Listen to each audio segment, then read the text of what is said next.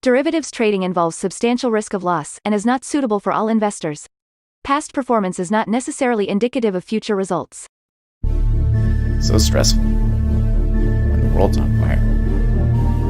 Good God. I can't look at this, guys. Like, my strategy is you buy it and you hope that you got a good spot. Yeah, but we all think you're crazy. You don't fight this. No way. The markets are freaking out and you don't think that anything is wrong? Come back tomorrow and I'll lose it all. Should be fun.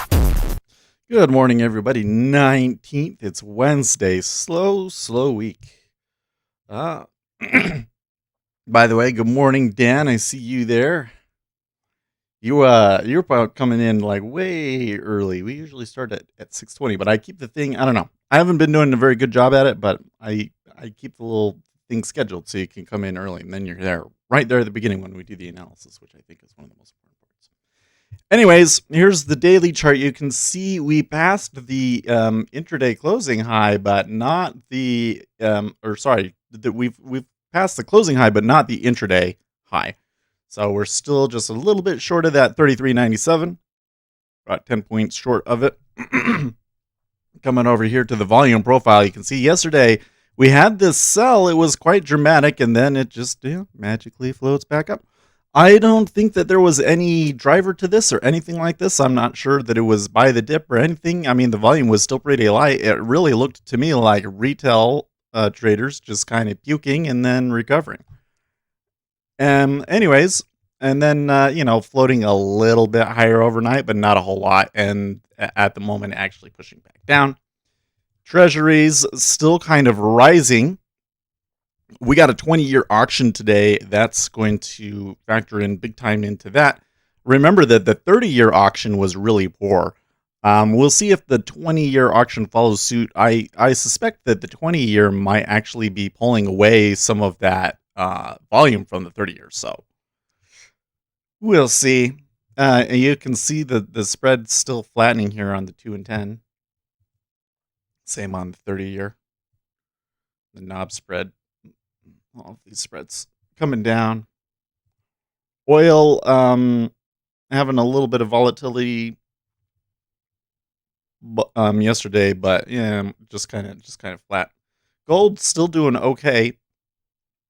They're below the 2000, but I don't know. Also, during that sell-off yesterday, gold sold off again. It's a little scary when it happens because everything sells at the same time. There's like no safe haven. Treasuries down, gold down, equities down. Everything's sold. So I find that a little disturbing.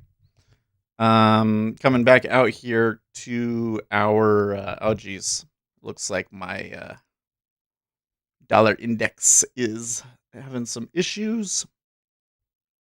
Crashed on me. But you can see dollar still pretty weak. Is the gist of that one. The dollar's still looking pretty weak. Now I'm gonna have to close. I'm gonna have to kill NinjaTrader. So let's see here. While we're doing that, let's come over here and start the text to speech for you guys.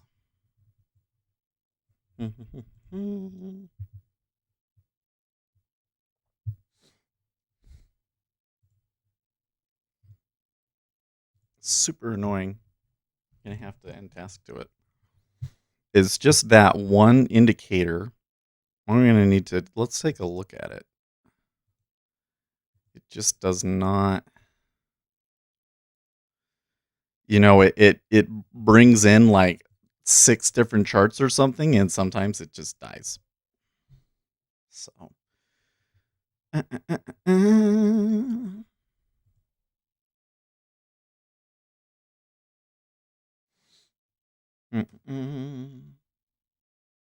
Mark Spiegel, looking forward to the overwhelming support for a 5% CPI. Yeah. Well, you gotta wonder about the consumer inflation because those prints were pretty out there. There's definitely some inflation coming in short term.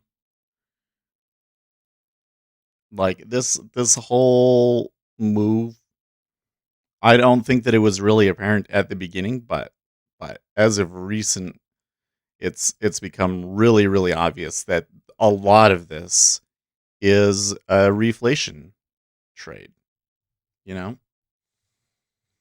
Mm-mm.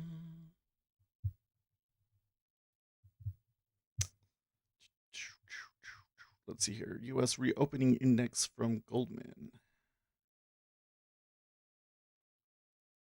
Oh, that's interesting. They have a growth index and a contraction index, with the growth index being video conferencing apps, news TV ratings, at home fitness apps, stream users, sports TVs, online payments, travel apps, e commerce. Negative box office, live events, TSA passengers. Oh, yeah. Open table, seated diners, gym, foot traffic, grocery apps, streaming apps, food delivery. That's super cool. That's super cool.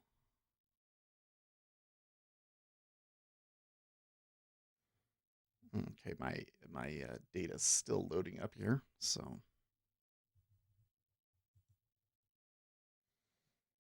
got the treasure going. Look at, I mean, the overnight. Look at in the 10-year, the overnight 1, 2, 3, 4, 5, 6, 7. That is equal to the lowest overnight range I've ever seen.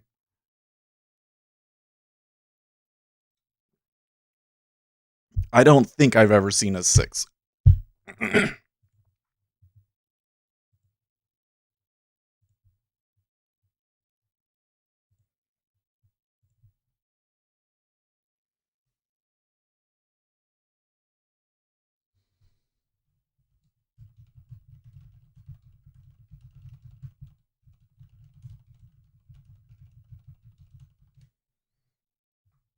Oh, we got Alligator back in chat. Yay.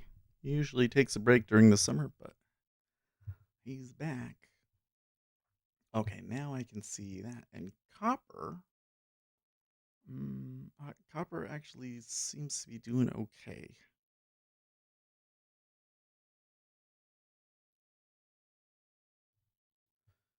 Alligator was saying I was down, but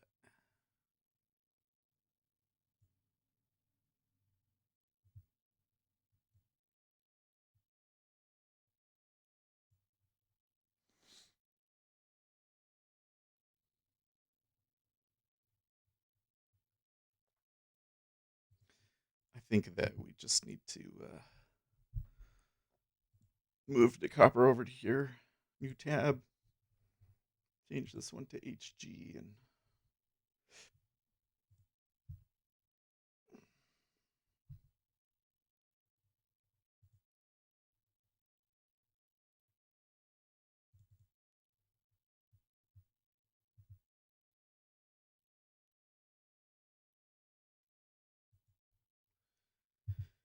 then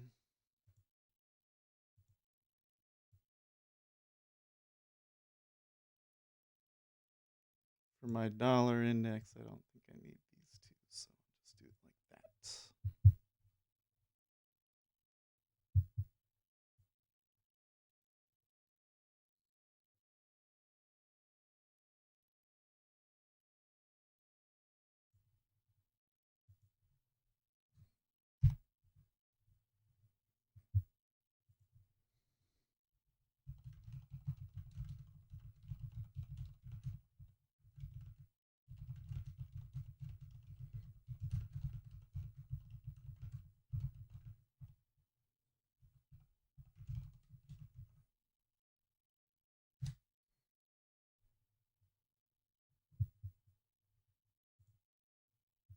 Okay.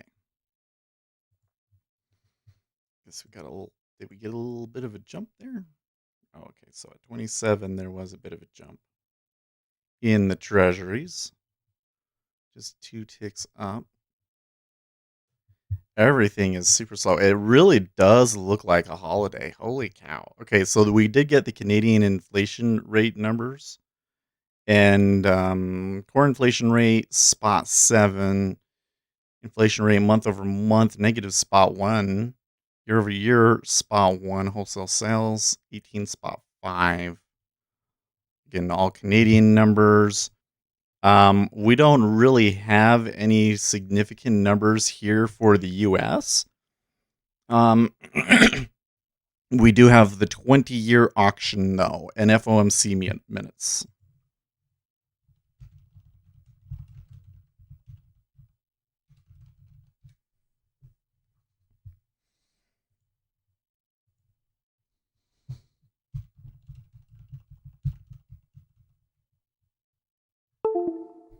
Oh dear.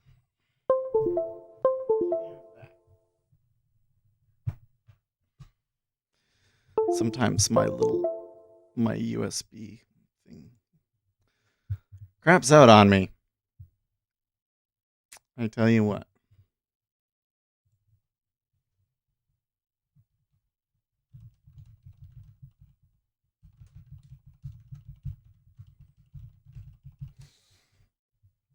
I wonder if the FOMC minutes are going to be very I don't know. Gonna hold volatility down? Possible.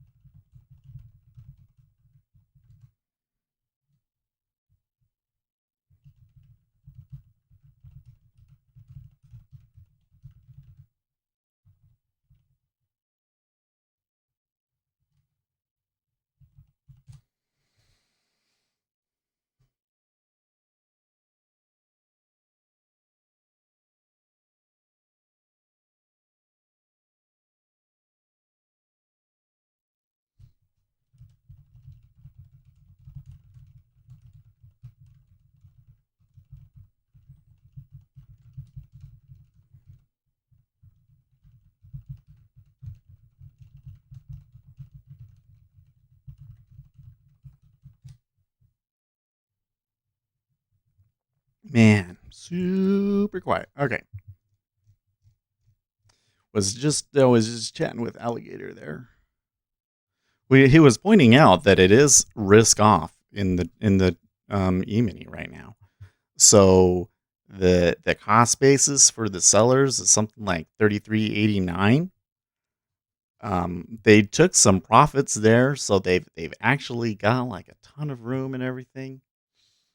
Like a ton of room.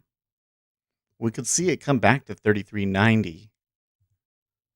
But it's just so tight.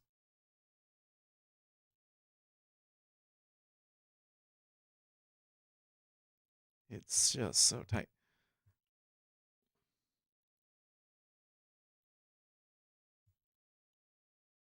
The treasuries definitely look like we would prefer to buy it, but Microsoft to kill off Internet Explorer. Oh my. Yeah, because they're going to be replacing it with Edge, huh? That's no big deal. Carl Quintilla, quoting Mr. Cashin, a somewhat confusing aspect to Tuesday's close was the breadth of the market. It came in negative, with the small caps notably underperforming, and that caused some doubt. It may give traders pause and look to see if the market can prove itself in going higher. And let's see here. Jake Sherman also tweeting something that I think might be useful. Respectfully disagree here with Meadows' interpretation of Pelosi's moves. I asked White House Chief of Staff Mark Meadows about his outlook for a skinny deal on coronavirus release. He said good, but still not there, and that Speaker Pelosi moving a single bill on U.S. Postal Service funding is an indication she'd do a skinny bill. Let's add in what we agree on. Yeah, probably not. I'm with Jake Sherman. I don't think that. I think that's just a pure political play. Democrats are all concerned about the U.S. Postal Service, so Congress is going to stoke the flames.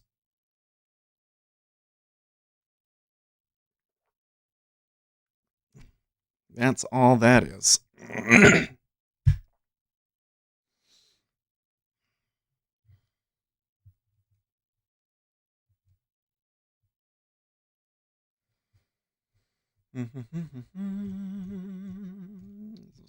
Scroll back a little bit here.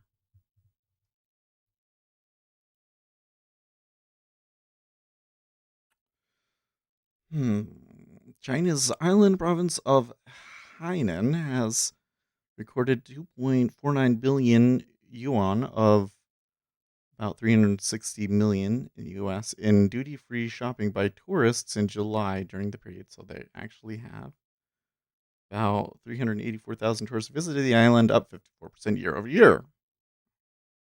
Tourism is up in China? Like what? That's not what you would expect. Sunday Driver says Biden, Harris 2020. Go MMT. Sunday Driver says we all love AOC. What was the thing? I didn't see it. I kind of saw some headlines, but I didn't get the chance to read it. I was just sleepy last night. But there was something about AOC, putting forward Bernie Sanders' name and all that stuff.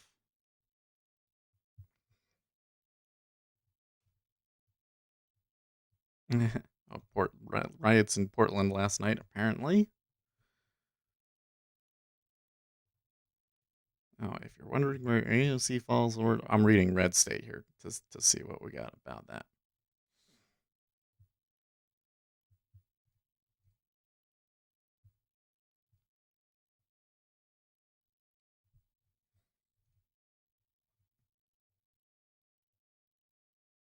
Mike Huckabee wants AOC to have much, much more time at the convention. Oh, hey, you know what? I left the blinds open. I'm like, why is there a little bit more echo in here? Hold on a second. Sunday Driver says she talked him up. I didn't watch.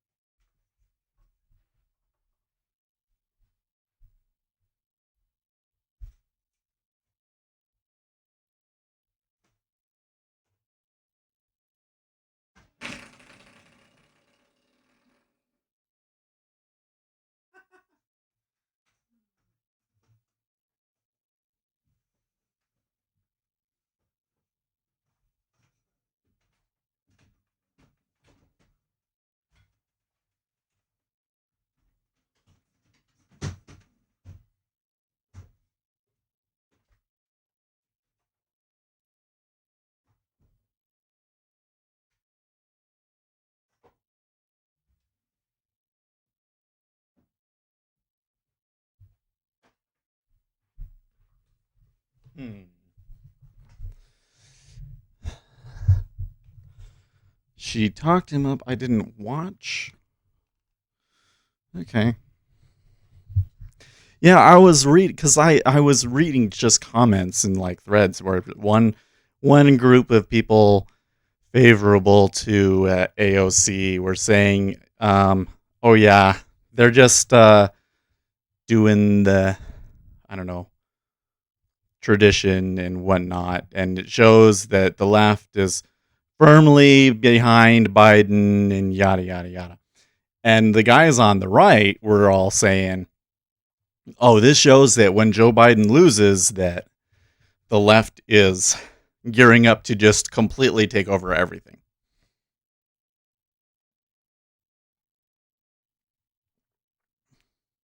So, I don't know.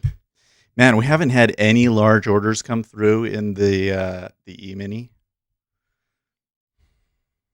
Oh, is Virtual Jackson whole next week? Ooh, so start of a real game the week after. Yeah.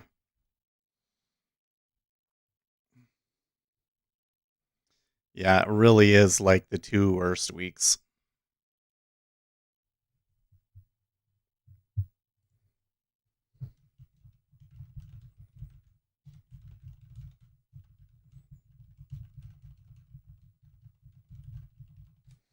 I don't know if we got any trading today. This is like, I thought that Monday and Tuesday were bad. This is really, really bad. Well, we should stay on our guard because this is the exact kind of situation where somebody could come in and make a move. It's just so quiet. If you really wanted, especially if you wanted to go short, right? Just because people are going to be not expecting it, and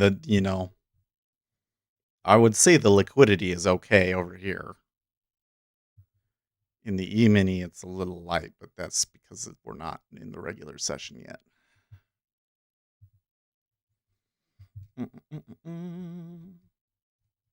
Oh, somebody posted in the horse. That's funny.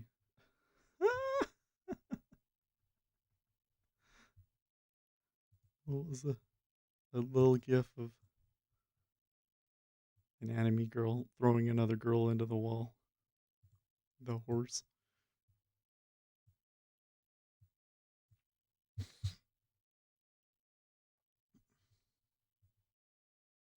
So I find gold's behavior here in the overnight session really odd. I mean, the Sunday dollar. Driver says the left will take over. When in power, they will do open borders, amnesty, free healthcare and MMT. Buy and hold gold, silver, and platinum. We'll see. So I'm just we pointed out in the morning rundown that gold was up at 2,000, but yesterday they sold along with everything else, which was really it was just kind of more of the same, isn't it? It's like anytime that something crazy is happening, gold decides to sell too, and then immediately afterwards everybody goes and buys into it. But the dollar was pushed down to 92.1 at one point yesterday, and it's pretty much flat in the overnight. Maybe a little bit of a recovery, 92.31. But now gold is kind of close to those lows from yesterday. Well, 1997 and the low yesterday was 1985. I sound like I'm talking about years and not gold prices. What the heck? So that is really kind of weird. We should come in here. I'm going to open up Fidelity. I just don't like doing it. I don't like doing it. Need to pin it to the start menu, though. Let's see where they're at overnight.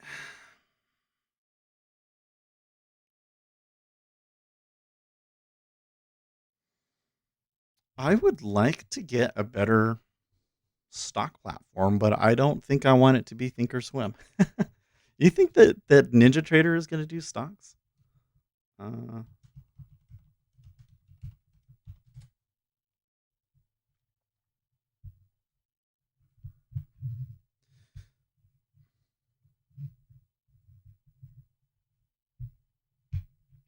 So I was reading this nice, interesting article the other day. Vlad And- Stolyarov says I was thinking about TradeStation. TradeStation? That might be one way to go. Is TradeStation has a brokerage attached to it? Is that the deal there? They are down in pre-market trading in Tesla, but just a teeny bit. Vlad Stolyarov says free commission. They have free commission trades for stocks. If NinjaTrader had an equities situation, then I would switch. Straight up, I would switch. And trade it in NinjaTrader. And as long as they don't get bought out by somebody, that's the thing that's starting to worry me now. Is like NinjaTrader. Okay, they got a brokerage now. They're doing pretty nice. I think that they've overcome some of the problems that they had in NinjaTrader 8. Everything seems, I'm pretty happy with things right now. But you know that one of them brokerages are going to come along and be like, oh yeah, we should buy them. And then it'll all just go to heck, you know?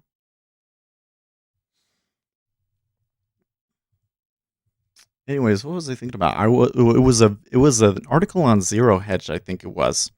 And the title was I think the title was something like "They're Angry, Not Stupid."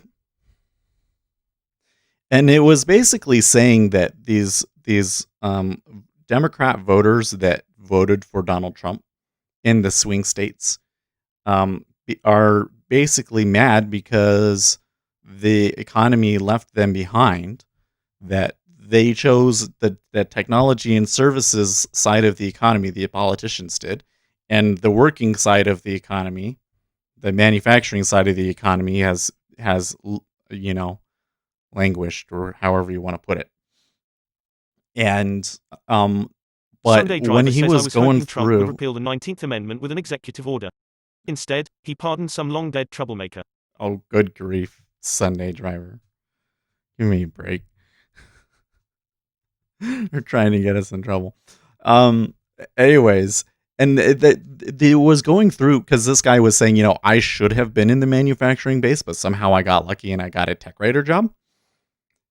But he thinks about, what his life should have been like, and all of his friends were like this. And he was saying, I don't think that they care what Donald Trump does, as long as it is wrecking the established order, because that's the best that they can do, is try and break up the established order, and then eventually, hopefully, get a large enough coalition to actually get, improve manufacturing, get something serious done. Because as it is right now, that's incredibly difficult to do. It was very interesting. And so I kind of look at that and I see the way that the left is going. And one of the things that we're seeing is the tech industry, like Google and Apple, are very much pushing, a certain political bent, because it's in their interests. Like they want to stay top dog. Winston's mom says Corona stocks, they're angry, not stupid. Why Trump is likely to win again. I am neither angry nor stupid, and I don't think Trump will win again. And good morning, speculator Seth and everyone. Yeah, that's what it was. So I am really skeptical that those voters are going to go over to somebody like an AOC, right? You the only way that you do it is you get somebody that's palpable, but will do what you want, right? Enter Joe Biden. He has some mainstream appeal, even though it seems like his mental facilities are going. He has the name recognition and the mainstream appeal to try and, to get your foot in the door. And then you can try and, get your far left policies in. That's the way that you've got to do it, right? Does anybody think that Joe Biden is going to, be a strong leader with a strong personality and have a huge impact on the policy and everything like that? I don't think that anybody believes that. I think that everybody expects him to be a puppet, right? Even the people on the left expect him to just be a puppet and let the left do what they want. But enough regular day, everyday people don't, think about that sort of thing enough that he could win. But you can see the way that it's flipped, right? Now that we've had these protests and everything, the some of the polling has flipped back again, moving back towards Donald Trump. In some cases, quite dramatically. 10 points from CNN's poll, although that had been like 2 months, right? So I think that the foregone conclusion that some people have had that Donald Trump is either going to lose or that eventually the far left is going to take over, I think is way too early. Ain't over till the fat lady sings, because this group of people that have been left behind in the economy are still out there and still quite powerful at the voting booth. Yeah. Anyways, plus most polling still shows that people think they say that they're going to vote for Biden, but think that Donald Trump is going to win, which is we've never seen that Winston's mom divergence says, which that opera should I strong link? before. Figaro is fun. Opera. I don't know. Oh, so I had this article open about AOC at the convention. What was the deal here? Here's a quote from her.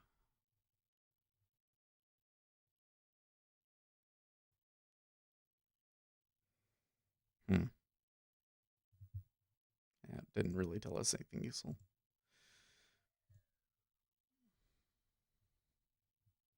Bond bull Lacey Hunt warns of a huge monetary risk from zero hedge. We're probably going to do a lot of reading and discussion today because this market just looks so dead.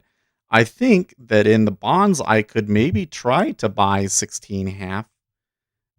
Let's just make sure it's an experimental. Yeah, okay.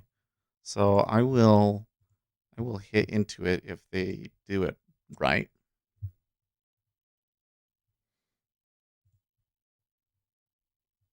Lacey Hunt has not changed his mind on where bond yields are headed, but he has his eyes on one thing that could change his mind. Literal printing would change the game. Sunday Driver says, do I qualify as a rent-seeking elite if I don't mind if Biden wins because it will make my gold investment soar in value? No.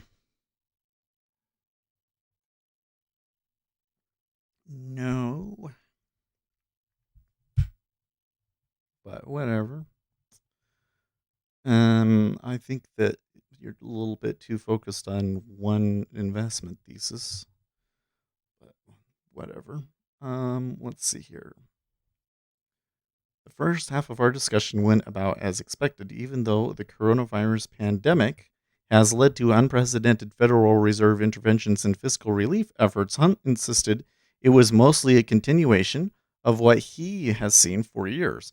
Then I asked about modern monetary theory and other novel policy ideas like direct monetary financing. That's when his tone shifted to what he sees as a great risk in the years ahead. When the Fed initiated QE1, QE2, QE3, folks said those policies were very inflationary. There is a liquidity effect of what the Fed is doing, and the liquidity effect can be very powerful over the short term. But ultimately, the increase in the money supply did not follow through. After the rounds of Fed purchases of government securities because the banks couldn't utilize the reserves, they didn't have the capital to base to make the loans. They had to charge a risk premium in an environment in which the risk premium was rising very dramatically, and the borrowers couldn't pay the risk premium. There was no secondary follow through in terms of money supply growth, and the velocity of money fell and the growth rate fell back to a transitory rise. And I don't really see this as any different. The first round effects of the Fed look effective, but they're widely held, as they've widely been held, but they make the economy even more over-leveraged than it was before, and credit is allocated to those who are not really in a position to generate economic growth from it. Yes, true. We've seen numerous similar programs in Japan and Europe, and it looks like the central bank has the capability to do whatever it takes. They certainly have the ability to calm and rectify markets, but those actions then compound the underlying problem, which is the extreme over-indebtedness. You get a transitory boost, but you get a liquidity effect, but that liquidity effect runs out very quickly. Problem is, people want a financial transaction to cover the problem. They want greater levels of debt. In other words, we're going to try to solve an indebtedness problem by taking on more debt. Japan has tried many, many heroic measures to try to pull themselves out. Yes. Mm, the great risk is that we've become dissatisfied with the way things are, and either de jure or de facto, the Federal Reserve's liabilities are made legal tender. The Federal Reserve, as it's constituted today, can lend, but it cannot spend. Now, they've done some things that are different from what the Federal Reserve Act said under the exigent circumstances clauses, but so far they're lending. There are folks who want to make the Fed's liabilities legal tender. Now, if that happens, then the inflation rate would take off. However, in very short order, everyone would be totally miserable because no one would want to hold money. You would trigger Gresham's law. People would only want to hold commodities they can consume and commodities that can be traded for others. But there is that risk that you could use the Fed's liabilities to pay directly. The Bank of England has made a small move in that direction. They say it's temporary. There are others that want to try that because they're frustrated with the fact that issuing the debt is not getting the job done. So we could significantly alter the whole structure of the US economy, but if you use the Fed's liabilities for direct funding goods and services, the consequences would be extreme and very quick. Okay. So Vlad Stolyarov says Japan has dying population too. that's a good Older point. people aging. It's a good observation that um that I don't think we ever really talk about, Vlad, do we? That yes, Japan has had issues with digging themselves out of the hole, but Japan also has a very deflationary environment going on with them in their demographics as well. So but I mean, that's everybody's problem. But this guy is saying what we've been saying here, that if you do some of the things that the modern monetary theory guys want to do, where the Federal Reserve can literally just start spending money, which as of now requires Congress to do. But if the Federal Reserve was able to just do these programs whenever they felt like it, then there would be inflation. And I agree with them on that point, if it got to that point. But I really don't think that anybody in the economic circles in the United States, the serious economic circles in the United States, want to do any of that. I don't think they have any interest in it. They all seem to be on the same page that this would be a bad idea. Okay, so I hit into 16.5. They're pulling it down. Treasury continues to be just extremely non-cooperative with me. We'll see if it holds out. I don't know. I have no clue why the Treasury moves where it does these days. It's just going, look, 15.5 too, huh? Are they expecting equities to jump up again today?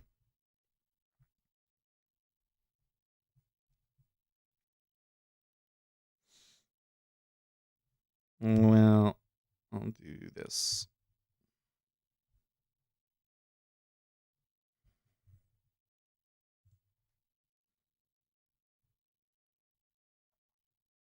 Take on, this is an experiment, but we'll just, oh, well, I don't want to say it's an experiment. We're screwing around, really.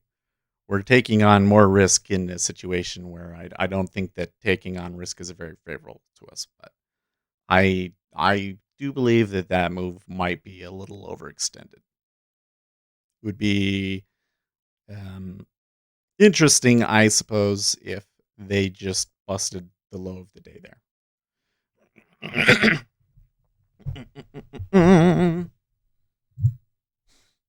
Vlad Stolyarov says FOMC minutes meeting 2 p.m. Yes. Hey, there's Salim. Salim L says Ubus. I told you, Salim, you can sleep in, but just this week. Just this week. Right? This has been a, man. Look at the overnight range in the 10-year Treasury here. 7-tick overnight range. Not so great. Oh, they didn't hit me. I guess we're gonna rotate around 16 for a bit. Oh, that 16. 16 is always an interesting number in the 30-year, but I haven't seen the 10-year there for a while, but it does seem that when they get there that they also kind of rotate because it's right in the middle of the point.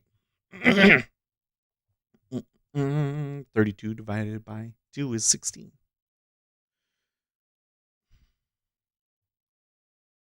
Turkey's Ed Rogan says no threat of sanctions can deter Turkey from seeking oil or natural gas in the Eastern Mediterranean. Okay. That's interesting. What would the European Union do? I don't know if sanctions over mining in the Mediterranean would be so disastrous that, but who knows?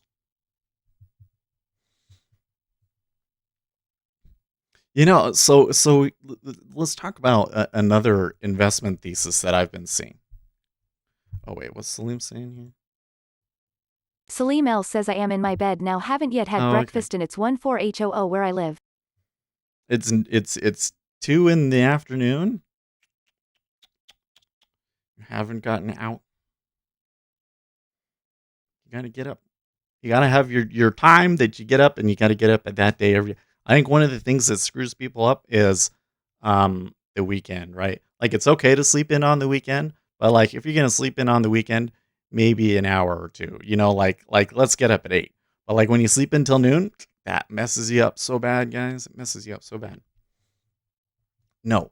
So something else that I've been seeing going on is people moving over to the euro, right? Because the United States has done a lot more monetary easing than Europe did. Even though the Europe did do monetary easing, they seem to be for the moment, especially Germany, much more fiscally constrained. Um, but I kind of see this issue where like maybe the U.S. equity markets cool off here, right? Um, they don't necessarily have to go down, but just kind of trade sideways to up because the dollar is getting weaker mostly, right? And the money goes over to Europe. And then you've got a couple of like risk factors over in Europe going on that people don't that aren't really being given much airplay right now, right? Their banking system still has a lot of risks in it. There's the issues with Turkey. There's a lot of foreign policy issues over there in Europe, apparently. Russia and Belarus, that whole thing kind of, uh, you know, is a great way to put that in perspective. It's not like a huge deal, but it's enough that they're concerned and they're talking about it, right? Um, and they're having an increase in coronavirus cases. I don't know where that's expected to go or level off or what. And they are so aggressive with the lockdowns. Oh my gosh. I'm really kind of wonder how they're able to do those. But I digress. So what happens if everybody goes over to Europe and then because they lock down so hard they don't have herd immunity and the winter comes along and they have a significant breakout, right? And they have to shut everything down again and the euro economy suffers, right? And then all of these other problems would just like explode, like the problems in their banking and stuff like that. I'm a little concerned about how that has how that has been going, like a rotation into any one spot in the world that's too excessive. Because even though we're talking about a lot of things like the inflation in the United States, we're like at a very, very early stage. And a lot of these things that people say are going to come through don't necessarily have to happen, right? Could be like the guy was saying that we were reading in that story on Zero Hedge. Um, they may be transitory. That's last time around they were transitory. So Winston's mom says Salim L. I hope you enjoy your breakfast in bed. I once pranked my family by announcing I would not get out of bed all day long. Then I decided to stay in bed all day long. They were so freaked out. What? Because you wouldn't get out. They're like, is mom depressed? I bet you that my wife would like to do that if anybody would let her. That baby has not been so great at night the past week. Like since Sunday. German Chancellor Merkel says there can be no external intervention in Belarus's affairs. Merkel says Belarusians know what they want. So is that Merkel tepidly accepting the result of the election?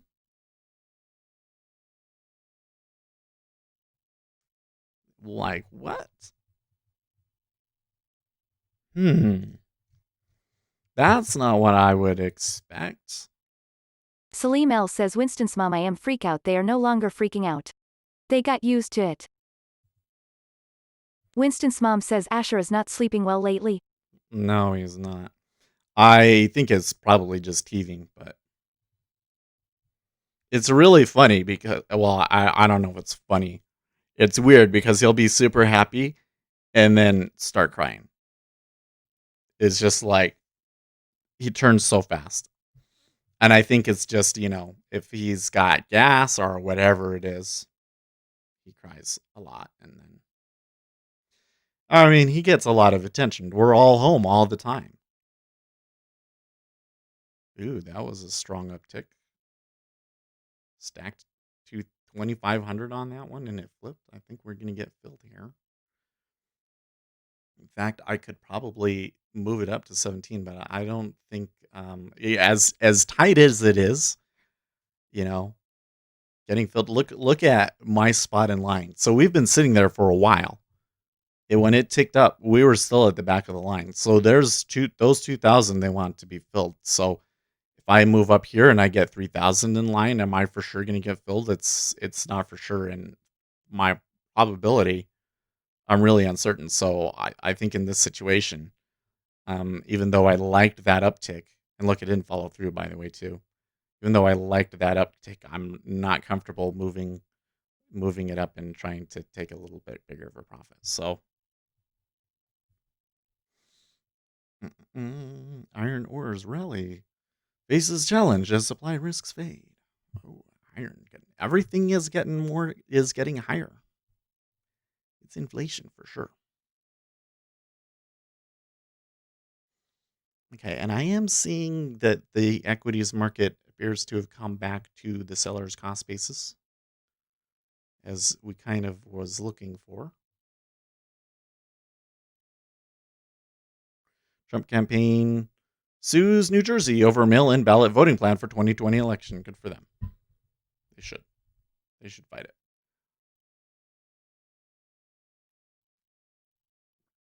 Those things, like the mail-in voting and stuff like that, you shouldn't be able to change that with an executive order. You just shouldn't. That something that somebody pointed out to me that I was like, wow, why have I never thought about that? The U.S. Postal Service has been around since almost the beginning of the foundation of the country. Now, its current form, it's been since like the 50s or something, but there's always been a post office of some kind. And we never did mail-in voting. They actively fought against it. Okay, so now that pulled. So now those guys, I have a much better spot in line. There's still not a lot hitting it, though. So this is still kind of a little concerning that they have to pull and they're still not getting the buy volume to come in. This is a little, okay.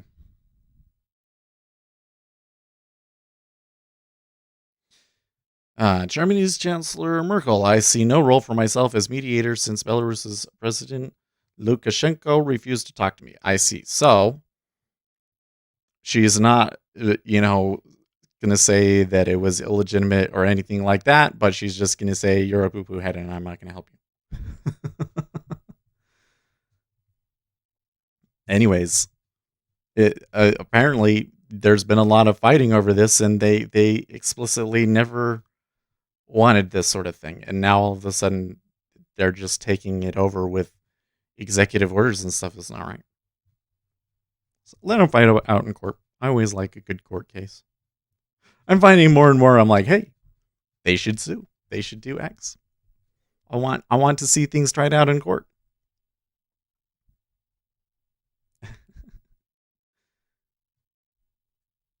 Apparently, Bill Clinton is going to address the convention today.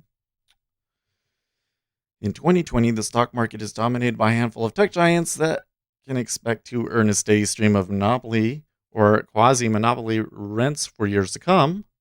The value of these companies should depend on the discounted value of those streams. We made clear that a Russian military intervention in Belarus would complicate things greatly.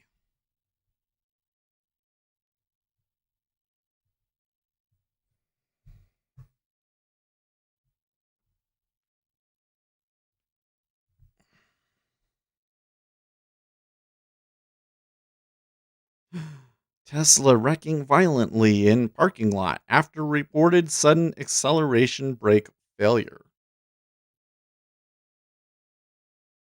That's not good. Let us watch. Let us watch.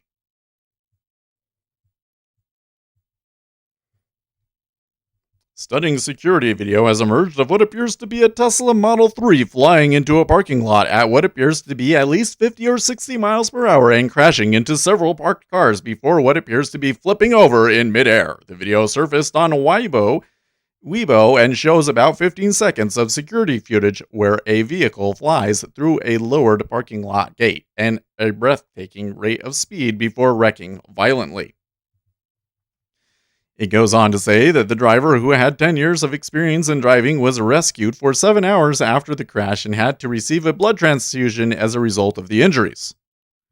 You can watch the video here, and I'm going to watch it. I'm going to turn the sound off.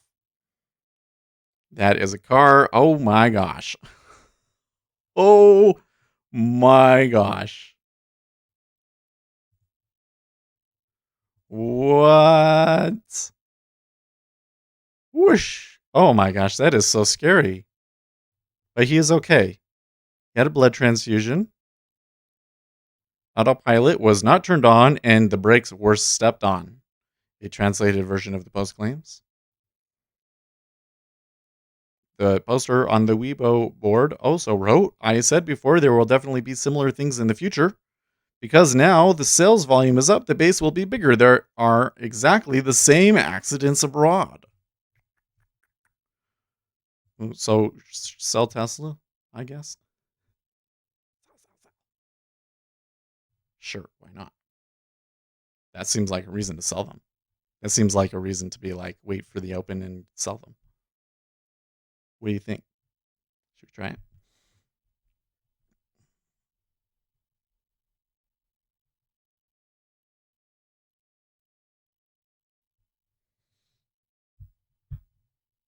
E-mini pumping up a little bit before the open.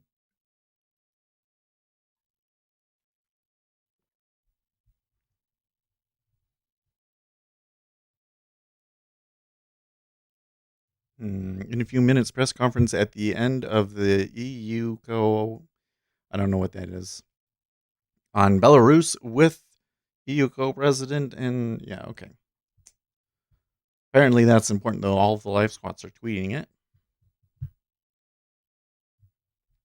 Still not getting a lot of trade into 16.5, unfortunately. That's disappointing.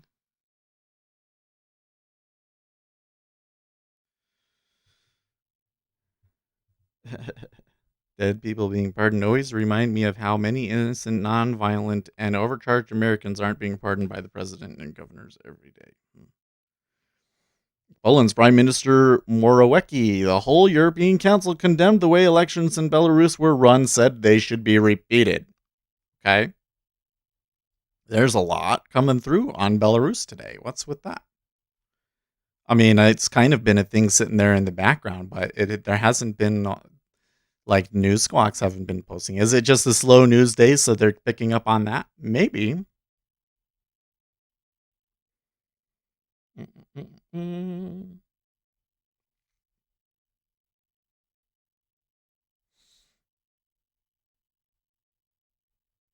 Interesting.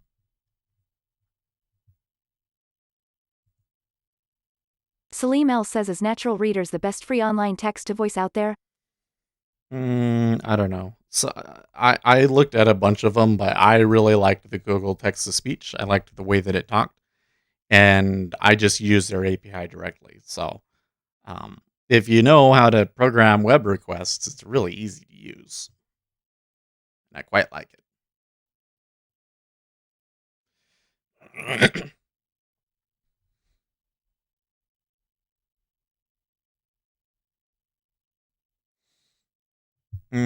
Okay. Bot says one accident shouldn't cause a huge reaction. Look up Ford's history of exploding gas tanks with the Pinto and roll over fireballs in their pickup trucks. Oh yeah. Bot says it took years before the TSB forced them to correct the problems. Sure, but did those incidents have viral internet, incidents associated with them? So I don't know if, oh man, they took 15 half too. Jeez, they're not holding on. Blah. What was I gonna say? Or no, that was like pre-internet, wasn't it? I kind of feel like if you have one video that video was pretty shocking, right? And if people start saying that there's more out there, it certainly could affect the stock. But I think you have a good point that a lot of the Tesla shareholders that we would have to convince to bail, it might take more than that to convince them if we're looking for a short-term trade, right? Yeah, that sucks.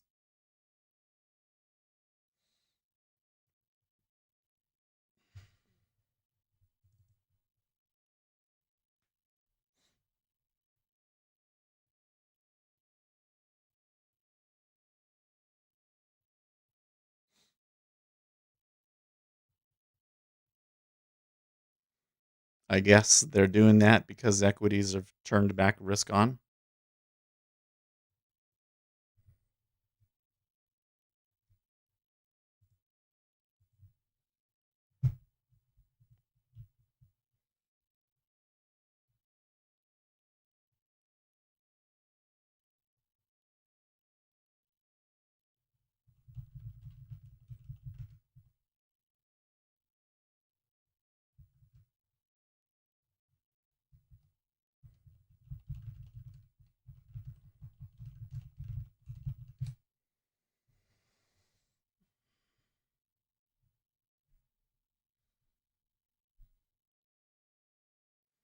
The market year, where is the big SPY gamma? Good question. Of course, now that I have an order out there, it's not. The Treasury continues to not cooperate with me.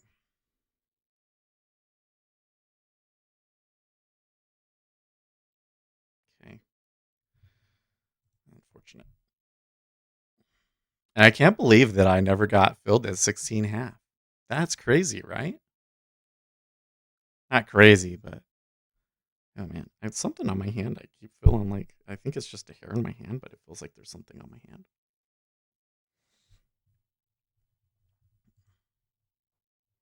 Well, I don't think that I can just turn around and sell because we're like right at a spot that they might turn.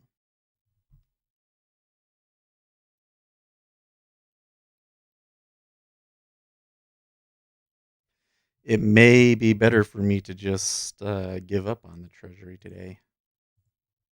Winston's mom says, I'm skimming the headlines and the NYT has an article on an online extremist something called Boogaloo. I am afraid to click or to go Googling.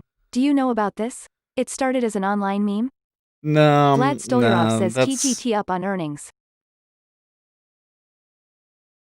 So the Bugaloo Boys is kind of like a forced thing.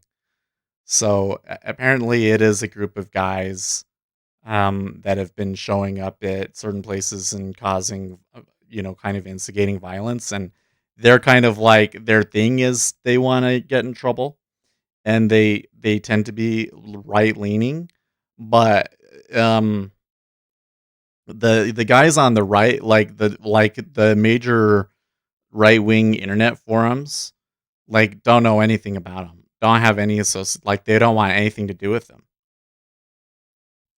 So there's been a lot of focus placed on them when there's not.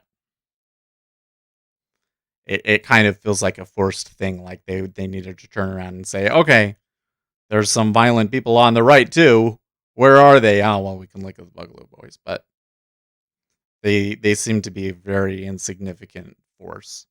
Like normally Antifa would be a very insignificant force. When I first started to see these guys before the election, like long before Donald Trump even, frankly, because I remember they'd always show up at like the G7 protests, things like that, right? And I thought, it's no big deal. And they're certainly not here in the United States. And then all of a sudden, it was like there was a major chapter in every U.S. city. You know, that's just so that one's kind of crazy. Anyways, I had a blue sky Pinto in high school with the 76 with a sunroof. Somewhere along the line, she dropped a transmission, and I left her on a highway. And now I need a guitar for my country. Is that it? Retest all time high? Yeah. Well, I'm still looking. I'm more interested in the intraday high, up at 97. You think they go for that?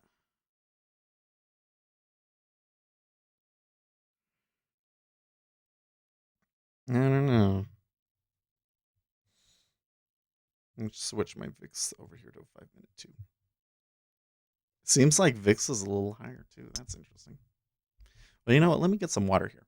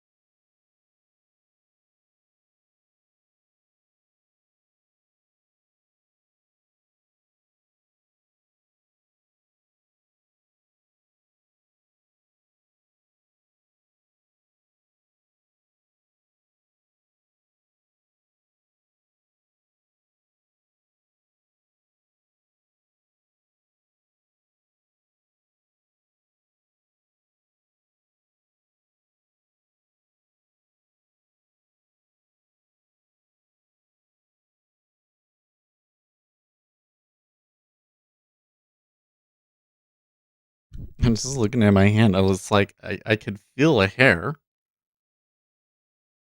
but I can't figure out what's causing it. It feels like there's a hair on my hand.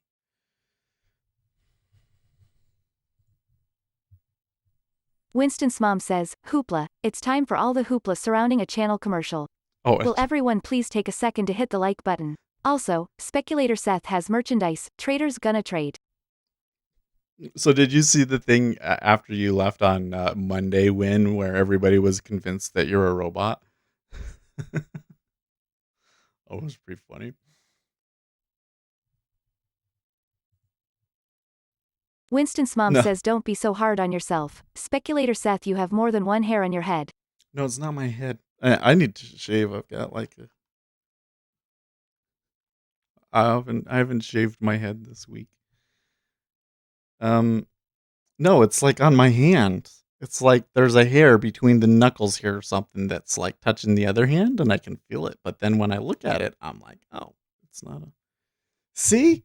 They all think that you're a robot, Bot man. says she isn't. I couldn't program that, man. I am not that sophisticated. How would I be doing all that sitting here? She does a good job. She's just so perfect that they don't think that it can be real. That's what it is. Man. No, she's a real person. Bot says I thought she was a bot you created. Winston's mom says I wanted to play with that idea. I like the idea of being this sexy disembodied voice over the radio. Reminds me of the command post days when I teased the pilots by giving them call signs like Bambi. I'm told that you're not that you basically don't choose your call sign and that people they usually Bot give you says one just that's kidding. embarrassing. Winston's mom says RJ Wheel, what would your superpower be if you were also a Black Panther? Wait, what? Oh, look, and then they tick back up at 15. Man. I mean, I was willing to hold on to that until they just completely pulled it 15, right? The market maker is definitely toying with me. I don't RJ know Wheel if says I have no idea. I mean, of course there's a 20-year auction today and everything and maybe there's an interest rate that they need to get to, but I'm not seeing significant volume. I'm not seeing iceberging or anything. It looks like the market maker is just messing with us, you know? Well, I definitely Winston's feel mom it. says they did give us an authenticated list of call signs to assign. But I would tease those very masculine overly testosterone Corvette driving pilots by giving them pretend girly call signs first. I'm gonna try that. Maybe that'll make it stay down. I don't know what the deal is. It's so weird. Oh man. Okay, so equity markets open. Initial move is a sell, but it started very slow. It started very slow. They don't really have a whole lot overnight stuff to wash out. Maybe it's something at 86, but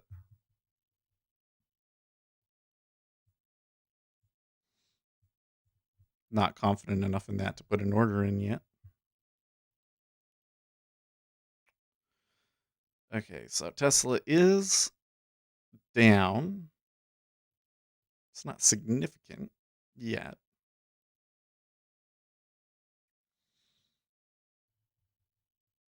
I'm just going to minimize that for a bit here. So we can watch this over here.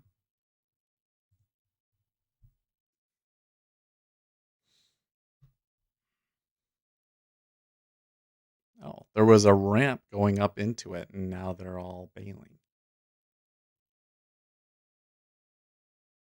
Bot says for your song win, musical notes you picked a fine time to leave me loose wheel musical notes.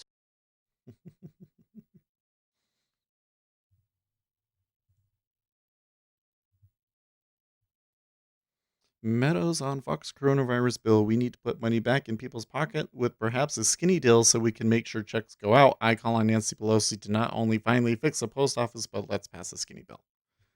Skinny bill, okay.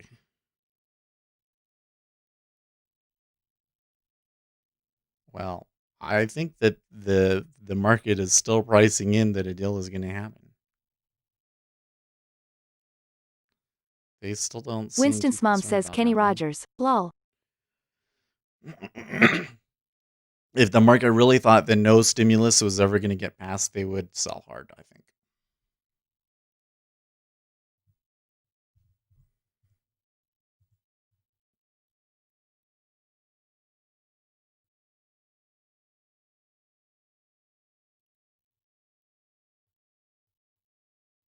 Hmm. So I'm looking at a chart that's pointing out the gamma and is showing that the large gamma spots are all higher than here.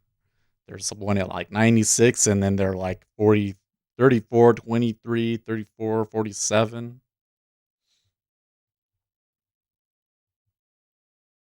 Vlad Stolyarov says TOS is frozen third day in row. No, really? Vlad Stolyarov says TSLA down a bit. I don't see any tweets about it yet.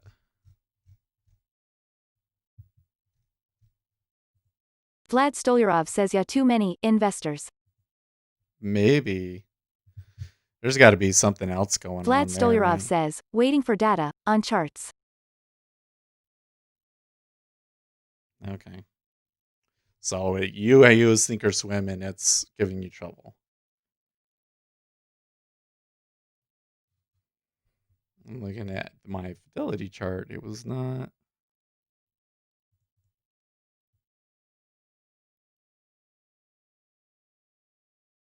I don't know what that's about. Winston's mom says bots, bread puns happen when you least expect them. Bread. What?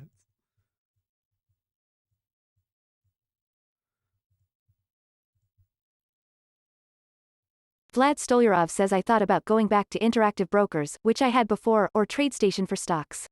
Let's switch it to a 1 minute so we can see. Tesla sold off with the rest of the index at the open, but then by the dip, and they're fine so far.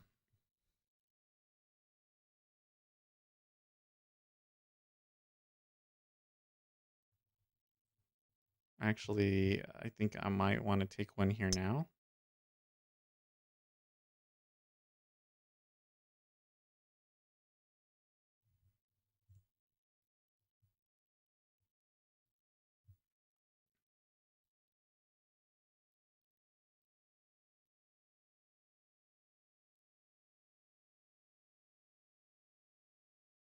There's a little bit of an iceberg there at the open, so I decided to get in there.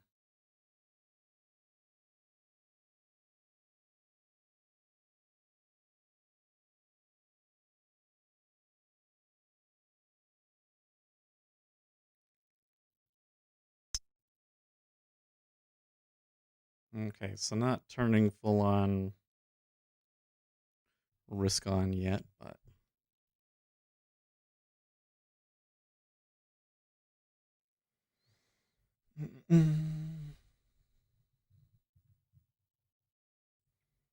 EU Commission President Ursula von der Leyen.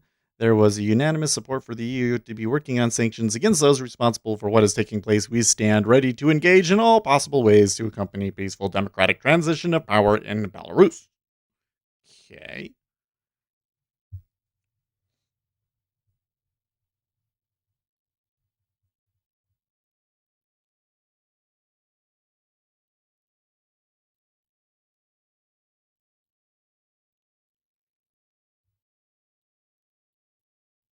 Yeah, they're defending it.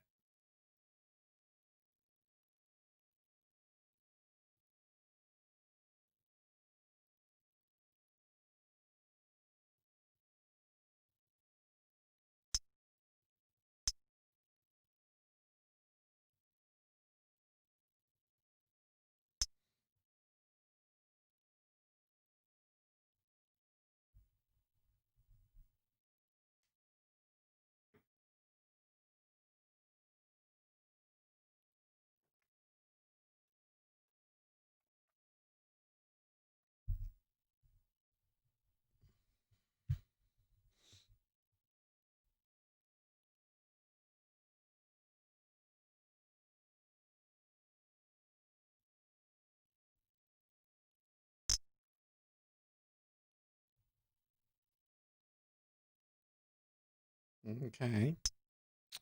The few stops at the new high, but not really.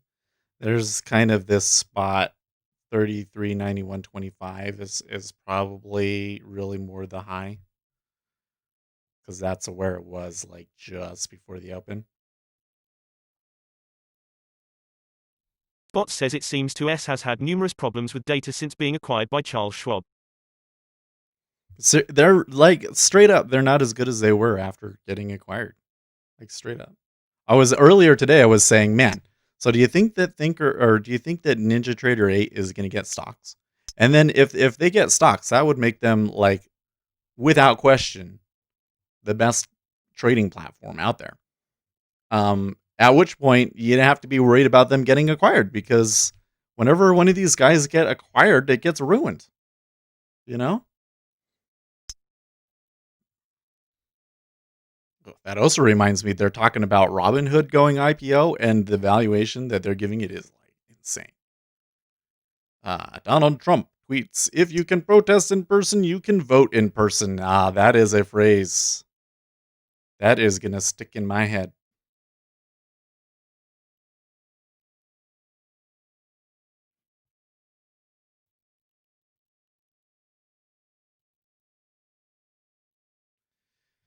Okay, so they're still holding off on going for that high there, but I guess they breached it by a tick.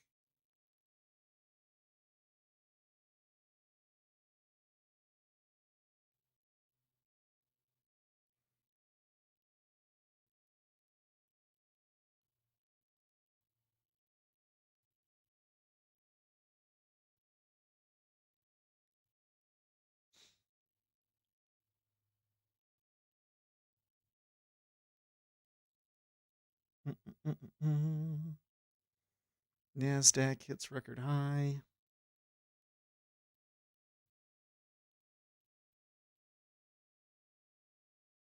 Of course, now that I get washed out, the treasuries go back up to where I was going. So man, really does turn into like market makers just messing with you, right? I don't know. I don't know any other explanation. I would just have at no edge in the treasuries right now. I have no clue what that. So it's like there's an auction today. What should the Bot price says be? you can Right? track stocks on NT now, just no access to your stockbroker aside from sending a trade signal to TOS or TradeStation. Right. Well, they don't. You'd have to like to get the data. You have to attach it to like you have to be paying for stock data. Like you can connect it to TD Ameritrade and get the data that way if you had a thing with TD Ameritrade. But I'm wondering if they're Stephen going Wright to says I allow. use NT with Interactive Broker API. Oh really? But they've been adding all of this stuff for options, and since they basically have it set up to where you basically want to use a NinjaTrader brokerage, you gotta wonder if they're going to start having options trading through NinjaTrader brokerage. Is what I'm wondering. Pure speculation. I have no reason to believe that other than that they added the option stuff into NinjaTrader 8. Pure speculation.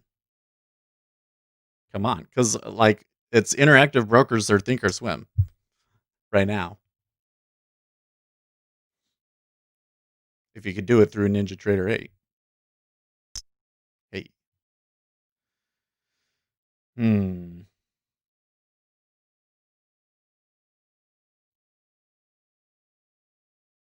So NASDAQ not cooperating.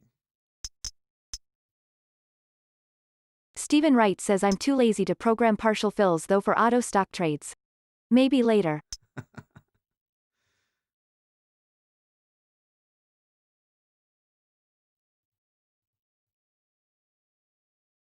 Well, the other thing that you got to remember is that the full level 2 data um is coming to stocks.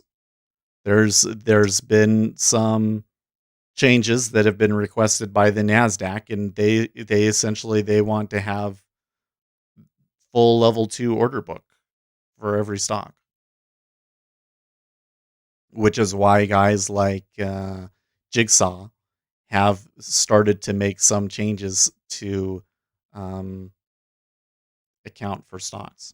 Now they're going to have to change some things, because I feel like with a DOM that if you try and use like if you try and make every tick a level, then on some of these stocks it would move too much. So you'd need the ability to aggregate levels in the DOM. But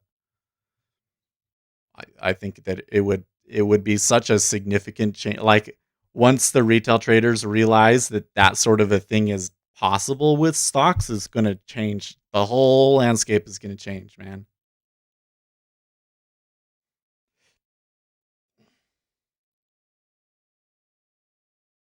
and it'll be nice for us because we already know how that stuff works. Well, they're pushing up again, but they're just not quite making it. Winston's mom says Stephen Wright, eagles may soar, but weasels don't get sucked into jet engines. Stephen Wright is an American stand-up comedian, actor, writer, and an Oscar-winning film producer. Couldn't resist. That is a good. I see why you would like that quote.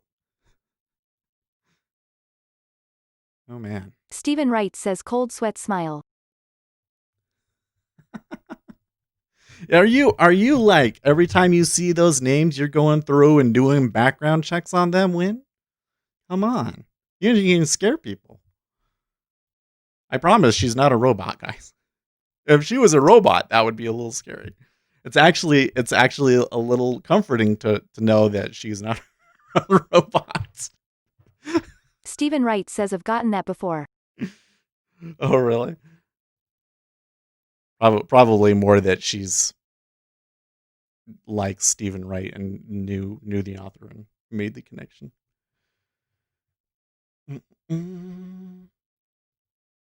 Futures Trader 71 posted a picture of the heat map 20 minutes ago. That's interesting. Not that there's anything terribly interesting on it, but other than a lot of orders up above us.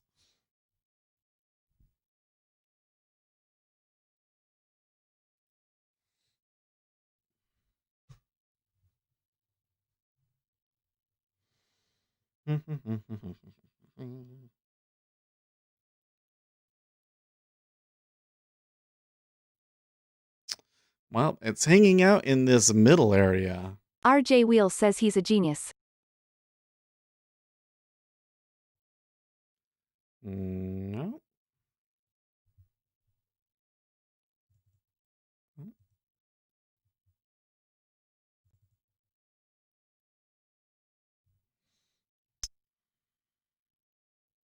Bot says here's one for you, Win. Winston's mom says I don't usually peek behind people's social media curtains, but I think the comic's funny. And of course, there is the mustelid reference. RJ Wheel says relax, Seth. Talking about right. All right, that one that long didn't work out.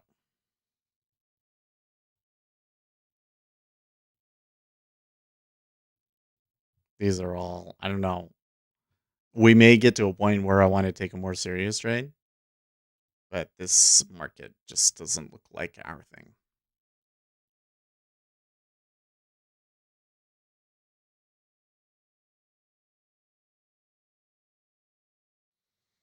They are picking up a little bit of inventory here. Winston's mom says John Bottomley, love the picture, listening now.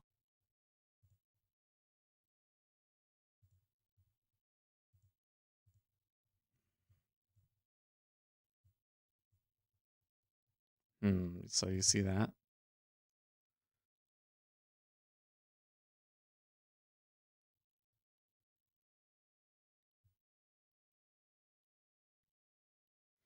It's happening over here in the micros, but not so much the mini. Just kind of curious.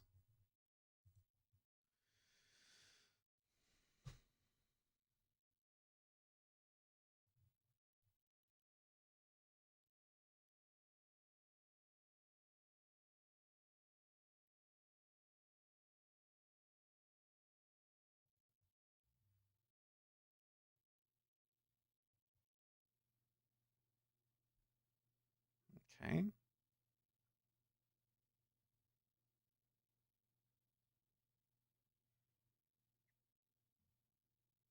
So at the moment, that looks like stop out all the longs and then reverse kind of a move because they were at that break even spot. Whereas I was taking it in the middle of the I don't know what we want to call it. I don't want to call it the spread because I feel like that would confuse people. Should call it no man's land.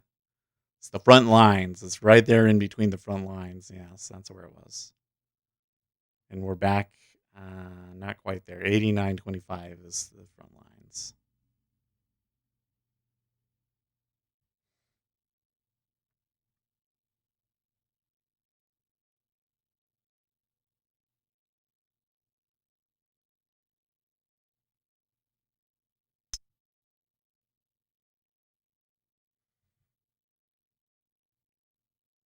Okay, so seller playing a little bit of defense there. Right where we should expect.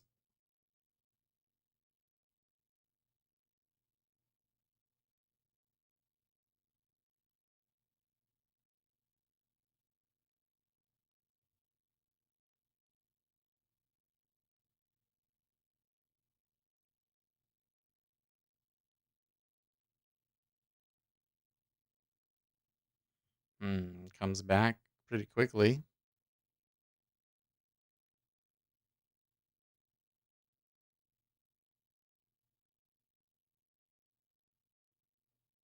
Bot says he was a fellow Canadian who tragically took his own life a few years ago now. Did he? I didn't catch that part. Greece imposes new restrictions after reporting record COVID-19 jump. Oh.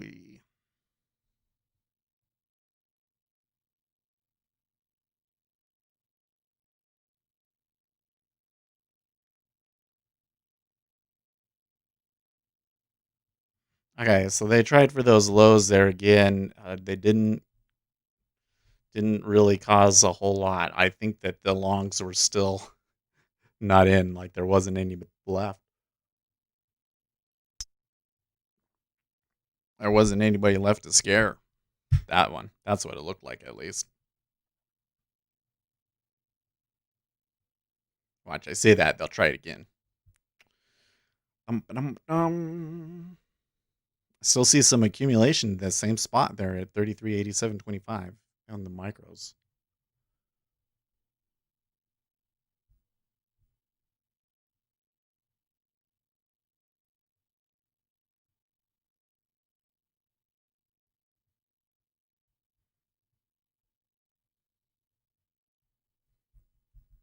And treasuries falling back Bot to says I once 15 ran and a into a half, neighbor 15. from my childhood home who wondered if it was me they heard on the radio. Oh, really?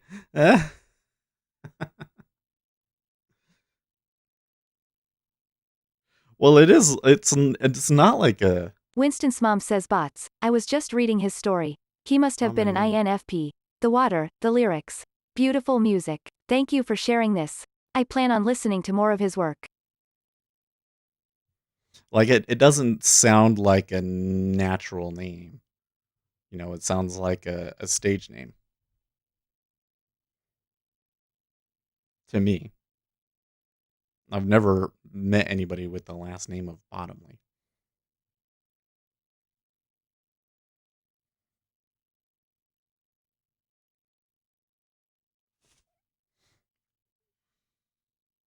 NASDAQ seems to be struggling a bit here, don't you think? It seems like when we're coming down, it's the NASDAQ is the troublemaker. Yeah. I really wish I could aggregate levels. Vlad Stolyarov says pretty aggressive sellers on NQ. Yeah. Okay, so they just burst something there in the NQ. See if they continue up from here now. Like there was a tick and Bot says my brother bought me one of his albums at a garage sale. Until then I had never heard of his work.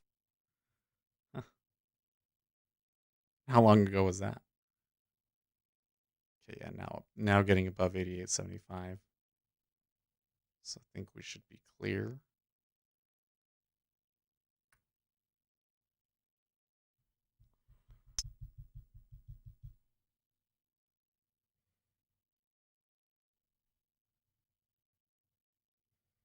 Forex Live. What's priced in for the U.S. election? Oh, that's great. We're struggling to gauge the extent to which a Biden-Harris victory is priced into financial markets. Conventional wisdom suggests that given the wide lead the Democrats enjoy and the polls, a blue sweep in November is consensus at this stage. Alas, the experience of 2016 has fundamentally changed the way in which investors view the accuracy and therefore relevance of the polls. Recall Brexit and Trump. This highlights another way in which the market is effectively flying blind. One enduring theme of 2020, to be sure.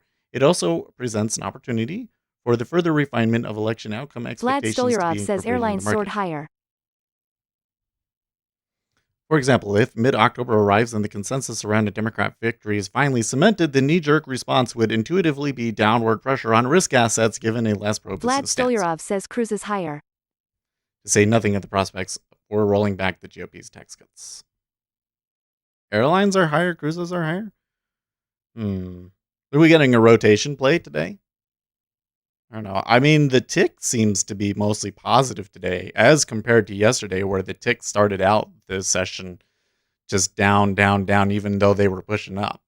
So I haven't gotten like a really negative. Bot tick says you could be reading yet. right about the INFP at Winstan's mum.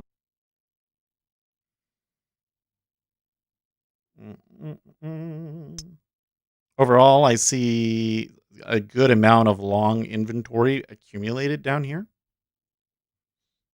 It's not excessive. It's not enough that it's like they're, they could still want more potentially.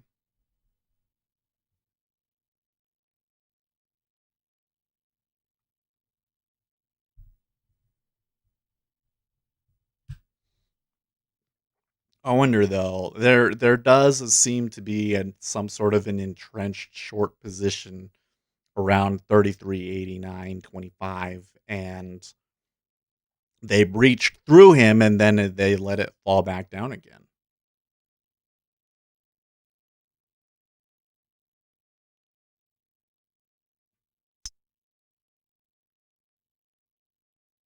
And it's still kind of ranging like Winston's some mom accumulation. says, "Oh, Emily Carr, in the forest I found you. You painted what you felt poured until the pail was empty. The panther called you Clay Wick in the quiet of the asterisk Endymion hour. The symbology is strong."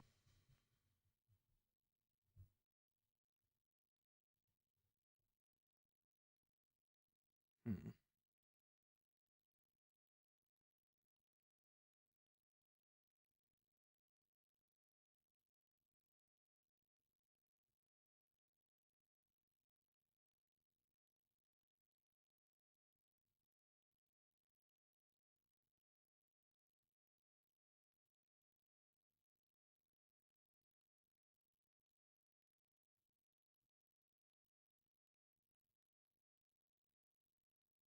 HF says S ready for a dip. Maybe. So I see longs accumulating some contracts down in this area. If there was so I think that a touch of like 33.86, for instance, probably wouldn't be Vlad a huge Stolyarov deal. says S would be stronger than NQ today. But if they push it much further than that, then you could get some of those longs to liquidate, and then maybe you could get that.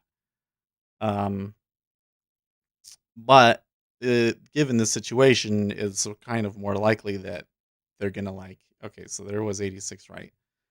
That they're gonna try and pressure it and then eventually push it back up higher.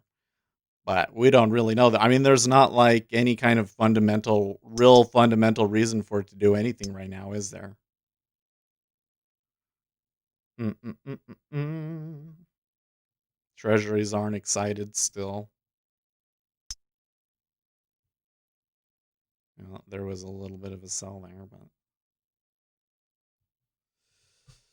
see gold kind of turned down a little bit.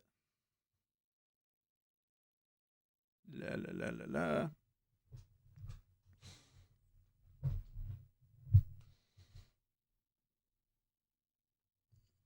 HF says correct, it's for a bit buying. It's for dip buying. Could be. I'm kind of detecting a little bit of this Wyckoff pattern sort of thing going on. Not that I believe in trading patterns or anything, but it's kind of hard not to see it when it's Vlad there. Stolyarov says NQ pattern so far similar to yesterday. That's the pattern. Generally speaking, they're distributing. They'll do one final push down to squeeze everybody out, and then they'll actually make their move. So let's see what they do.